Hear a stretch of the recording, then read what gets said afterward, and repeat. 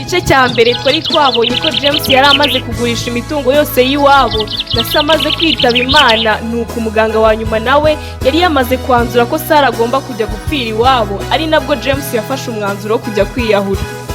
James ubwo yari ari kugenda n'agahinda kenda kumusatura umutima, nibwo yageze ku baturage bashungereye abazungu b'abakerarugendo ariko batari kumvikana mu ndimi bavugaga kuko abo baturage batari barizi. Ubwo umuturage umwe yarabutswe James maze agahita amutunga agatoki kuko abaturage bose ari we muntu bari bazi nk'uwize muri icyo cyaro. Nibwo ba bazungu baje kwegera James kugira ngo bamubaze ibyo muri ako gace, ariko James we ntibyari bimufasheho kuko we yari yifitiye gahunda yo kujya kwiyahura gusa. Ariko ba bazungu ntibacika intege, bakomeza kumuhatiriza kuko babonaga nta wundi muntu wabafasha muri icyo cyaro. James yababwiye ko atabafasha kuko nawe yari afite ikibazo kimuremereye cyane cy'umukunzi we wendaga gupfa.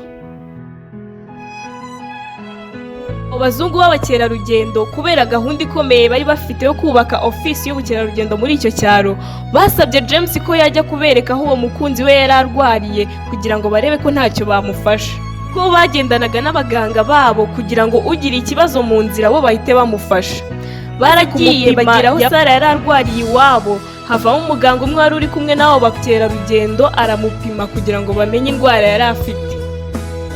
Maze kumupima yababwiye ko gukira kwa Sarah bitari hafi aha ari amahirwe, ariko kubera gahunda bo bari bafite bahisemo kuriza Sarah indege bakajya kumuvuriza hanze y'igihugu. Amaze kubona ko Sarah yagiye kuvurwa yagaruye icyizere maze atangira gukorana na ba bakerarugendo. Barubatse maze ofisi iruzura, maze ba bazungu bamaze kubona ukuntu bakoranye na James neza bamugira office manager w'iyo ofisi y'ubukerarugendo muri icyo cyaro. Byatinze baje kubona ko degree ya diplome James yari afite idakwiranye n'ako kazi bari baramuhaye, maze bamuzamura mu ntera bamugira umuyobozi mukuru w'ubukerarugendo mu gihugu, bamuha n'imodoka y'akazi. Yaje guhabwa ofisi mu murwa mukuru bitewe n'uko yakomeje gukora neza, yaje kuba uwa gatatu mu gihugu mu bayobozi bakoze neza. Yaje kubona ibihembo nk'umuyobozi wakoze neza, harimo imodoka ndetse n'amafaranga menshi. Yafashe imodoka ayiparika mu gipangu cyiza yari amaze kubaka nk'umujene witeje imbere. Byatinze Sarah nawe yaje kuva aho yari arwariye, aza yarabaye umukobwa w'igitangaza utakeka ko avuye ku bitaro. Sarah yaje kubana na James, ariko bitewe n'uko Sarah atari yarabonye amahirwe yo kwiga, James yaje kumushakira uburyo yakwiga byibuze akamenya gusoma no kwandika. Yafashe imwe mu modoka yari amaze kugira, ashaka n'umushoferi wo kujya ajyana Sarah ku ishuri buri munsi.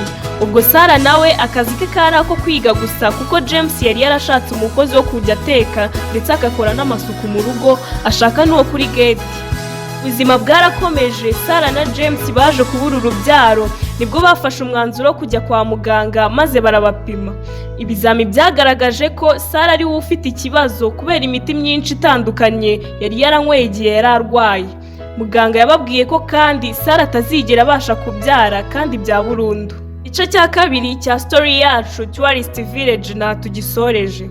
Kanda subscribe kuri channel Uncle Entertainment kugira ngo ukomeze kubona n'ibindi bice bikurikira.